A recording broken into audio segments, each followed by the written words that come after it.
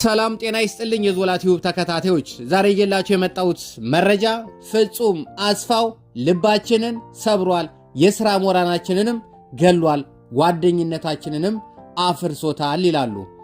ቶክ ዳላስ ዋለልኝ አስማረ፣ ፍጹም አስፋው፣ አዚዛ አህመድ፣ ቃል ኪዳን ግርማ በአንድ ላይ ሆነው ቶክ ዳላስ የሚባል ፕሮግራም በአሜሪካ ላይ ጀምረው ነበር።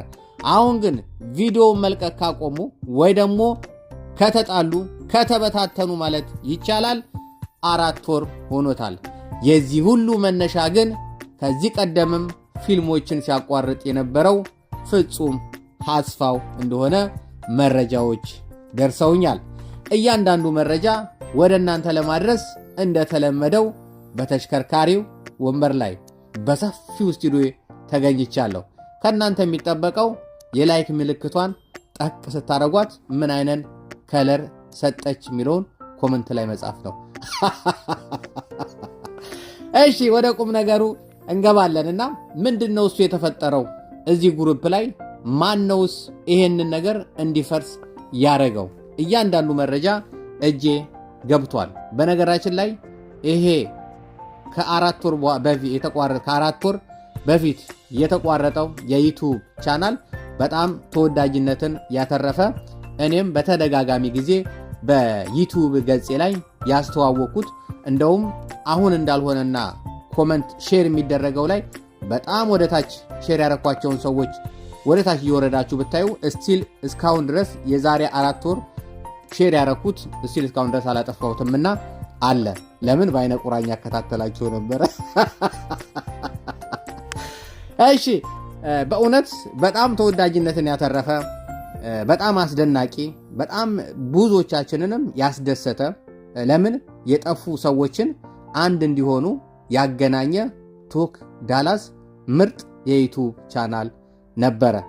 እንግዲህ የተጣሉትንም አንጀታቸውን ልብላ እንጂ አንጀታቸውን እየበላው ነው እንጂ መናገር ዝም ብሎማ ይከብዳል። እንግዲህ ወደ ቁም ነገሩ ስንገባ እነዚህ 4 ሰዎች በአንድ ላይ የዩቲዩብ ቻናል ይከፍታሉ፣ ቶክ ዳላስ ብለው። ዩቲዩብ ላይም ቪዲዮ በሚሰሩበት ሰዓት ላይ በአሪፍ ሁኔታ ሰዎችም ስለናፈቋቸው በቆንጆ ሁኔታ ይታያል። ማስታወቂያዎችም መምጣት ጀመሩ፣ የተለያዩ ነገሮችንም መስራት ጀመሩ።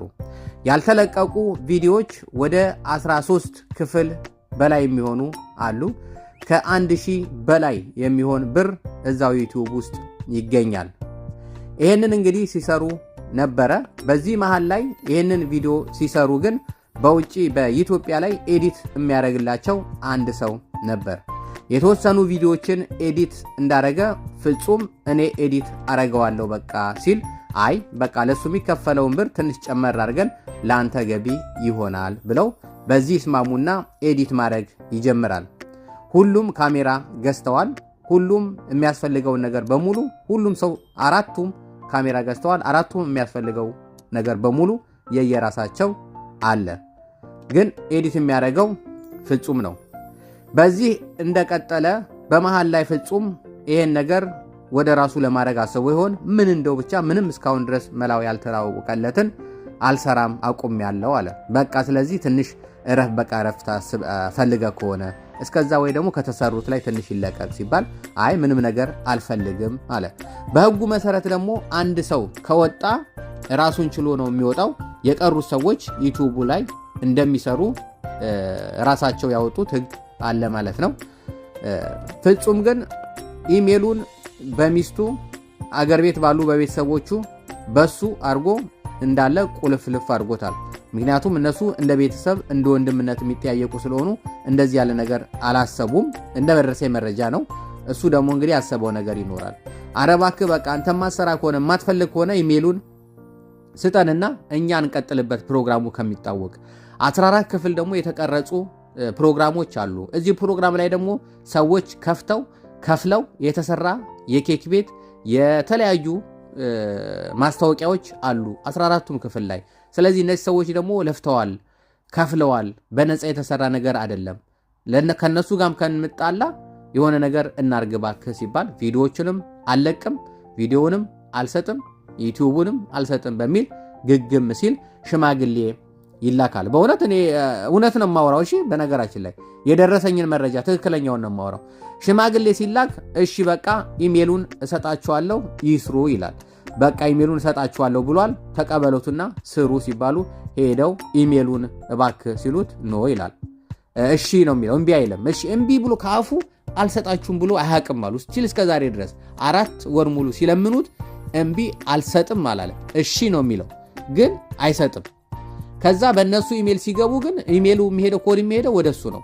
አንድ ጊዜ ግን ይደውሉለትና ኮድ እየመጣልህ ነው፣ እኛም እዚህ ጋር እየሞከልን ነው፣ ስራውን እኛ ተነሳስተናል፣ እኛ እንስራበት እባክህ እና ኮድ ሲመጣልህ ኮድ ሄደለት ብለው ወደ እነሱ በዚህ ቁጥር ኮድ ሄደ ብሎ ይነግራቸዋል። ይሄው ኮድ እየመጣልህ ነው ሲል ኮድ እኔ ጋር አልመጣም እያለ ያሾፋልም ያላግጣል። ከዛ ስልኩን ደግሞ ይዘጋዋል። በዛ ምክንያት ኢሜሉን ሊሰጠን አልቻለም። በተደጋጋሚ ሽማግሌ ይላካል፣ በተደጋጋሚ እሺ ይላል። ይውሰዱ እኔ መች ከለከልኳቸው፣ አይወስዱም እንዴ መታ አይወስዱም እንዴ ምናምን ይላል። ግን በፍጹም ሊሰጥ አልቻለም ማለት ነው። በስተመጨረሻም በዚህ ሁሉ ሁኔታ ተለያይተዋል። ዩቲዩቡንም ቆላልፎ በራሱ አርጓል። በስቲል አሁንም ሲጠይቁት እሺ ይሰጣለው ብቻ የሚል ቃል ነው እንጂ በትክክል ግን ሊሰጣቸው አልቻለም። 13 ቪዲዮዎች አሉ። የተከፈለበት ማስታወቂያ 13ቱም ቪዲዮዎች ላይ አለ። እሱ ግን ሁሉንም አልሰጥም ብሎ ጉድ አረገን የሚሉ መረጃዎች ደርሰውኛል ማለት ነው። እዚህ ላይ እንግዲህ እነ ዋለልኝ የምናውቀው ነው መቼም የቀድሞ የኢቢኤስ ጋዜጠኛ ነው። ሰላም ከምትባል ጋዜጠኛ ጋር አብሮ ሲሰሩ የነበሩ በጣም ምርጥና ጎበዝ ጋዜጠኞች ነበሩ። ቃል ኪዳን ግርማም እንደዚሁ ኢቢኤስ ላይ የምናውቃት በጣም ምርጥ ብቃት ያላት ጨዋ የሆነች ልጅ ነች። አዚዛ ግርማም እንደዚሁ በፊልሞቿ ስታስለቅሰን አፍቅራም ከሆነ እኛም ፍቅር ይዞን ያደግን ነች። በጣም ምርጥ የሆነች በጣም ጨዋ ስርዓት ያላት ጋዜጠኛ ነች። ፍጹምንም እንግዲህ የምናውቀው በቅን ልቦች ላይ ብዙ ልጆችን ያፈራ እመቤት ካሳ ስቲል እንደውም እሷ እዚህ መድረስ አሁን እንኳን ዩቲዩብ ላይ እንድትሰራ የሚያረገ እዛ ቦታ ላይ እንድትደርስበት ያደረገው ትልቁ የፍጹም እጅ ያለበት ነው። ቅን ልቦች ላይ ያንንም አቋርጦታል። ስለዚህ ሁሉም የራሳቸውን እኛ የምናውቃቸው ፊት ለፊት የምናይባቸው የራሳቸው ባህሪ የራሳቸው ሁኔታዎች አላቸው። ሁሉም ደስ የሚል ነገር ነው። አሁን ግን የሰማነው ነገር ደግሞ ከፍጹም ያደረገው ነገር ደግሞ ከፍጹም የማይጠበቅ ነገር ነው። በነገራችን ላይ ምንም እኔ ከሰማሁት አንጻር ጓደኛሞች ናቸው፣ ጎረቤቶችም ናቸው፣ አንድ አካባቢም እንደሚኖሩ መረጃዎች ደርሰውኛል። 1 ሚሊዮን ብር እንኳን ዩቲዩቡ ቢሸጥ ፍጹም በእውነት በዙሪያ ያሉ ሰዎች ይበልጡብሃል። ዩቲዩቡ ውስጡ 1 ሚሊዮን ቢኖር 1 ሚሊዮኑን ከስረህ የዛን ያህልም አንተ የሆነ የሚቸግርም ሰው አይደለም። ከስረህ ጓደኞችን ብታተርፍ መልካም ነው። ይሄ እኔ ያልጠበቅኩትን ነገር የሰማሁት ነው እና እንደውም ቢቻል እንደው ቢያንስ እንደው መንገድ አስይዛቸው ራሱ ብታግዛቸው፣ እንደዚህ በዚህ ቅረጹ፣ በዚህ ጋር እንደዚህ ኤዲት አድርጉ፣ እንደዚህ አድርጉ ብለህ አግዘህ መንገዱን አሳይታቸው መርቀሃቸው ዩቲዩቡን ሰጥታቸው ብትለያያቸው ምን ችግር አለ? ምክንያቱም አንተ የራስህ ዩቲዩብ አለ፣ ሚዲያ ሰዎችን የምታገኝበት መንገድ አለና ይሄን ነገር በማድረግ በእውነቱ በጣም ነው ያዘንኩት። እኔ ካንተም ያልጠበቅኩት ነገሮች ነው የሰማሁት እና በጣም የሚገርም ነገር ነው የሆነው። የተለያዩ ቴክኒኮችን ተጠቅሞ ነው እንግዲህ ዩቲዩቡን የነጠቃቸው ማለት ነው። ይሄ ካንተ የሚጠበቅ አይደለም። ምን የሆነ መላ ትላለህ፣ የሆነ ነገር ትላለህ ብዬ ተስፋ አረጋለሁ። ይሄንን ቪዲዮ ስትሰማ አንተ የምትለውን ደግሞ እንሰማለን። ግን ቶክ ዳላስ ቢመለስላቸው ቢሰጣቸው ህብረተሰቡም የወደደው ነው። በቅርብ ጊዜ ብዙ ሰብስክራይብ ያገኘ ነው። ተመልካቹም በሚገርሙና በፍቅር ነበር ሲገልጹት የነበረው።